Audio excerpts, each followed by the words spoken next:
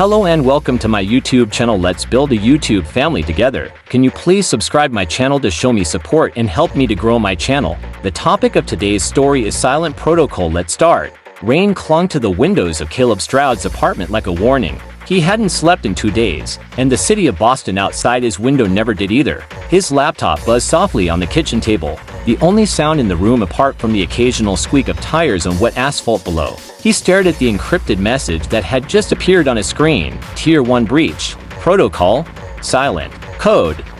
Gray Raven. Burn after reading. His blood turned cold. Only 3 people in the world had access to that code phrase. Caleb hadn't spoken to either of them in over 5 years because 2 were dead, and the third had vanished off the face of the earth.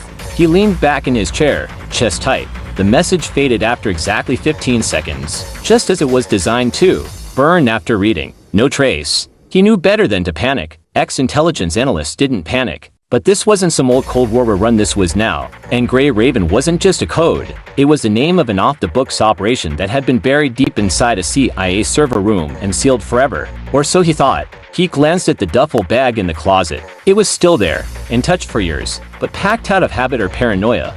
He wasn't sure anymore. Then, 3 knocks at the door. He froze. No one ever visited unannounced. No one should know where he lived.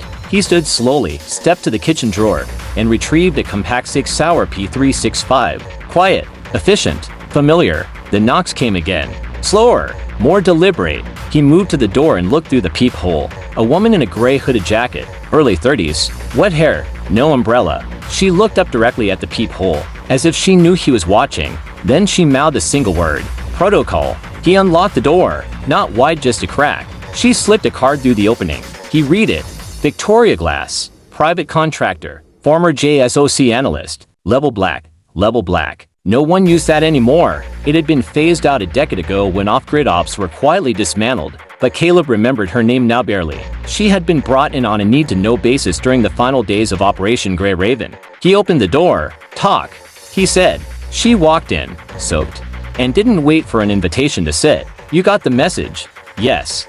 It's back. Someone leaked the Raven files, names, ops, archives, everything, all over a private Russian darknet forum last night. 24 hours later, 6 agents are dead. Caleb swallowed hard. That operation was erased, clearly not well enough. He sat opposite her, gun still in hand, though lowered. Why come to me? Because you were the last person to see the asset before the operation was shut down. And now, he surfaced. Caleb blinked. That's impossible. The Raven asset, he's dead. Apparently not. We have facial recognition hits in Crack W, Istanbul, and just 2 days ago here. Boston. He stood. You're telling me that Alexander Malenko is alive and walking around Boston? She nodded grimly. And he's not alone. Someone is resurrecting the old network. Outside, thunder rolled low across the Charles River. Victoria opened her jacket slightly, revealing a burn phone and a dossier. She slid them across the table. I've been off-grid for years, but a failsafe contact triggered when the Gray Raven files were breached. Someone wants this asset either silenced or activated again, and if that happens, we're not looking at blackmail. We're looking at total system compromise. Caleb opened the dossier. Photos, locations, surveillance timestamps, and one last image. His own face, with a red X over it.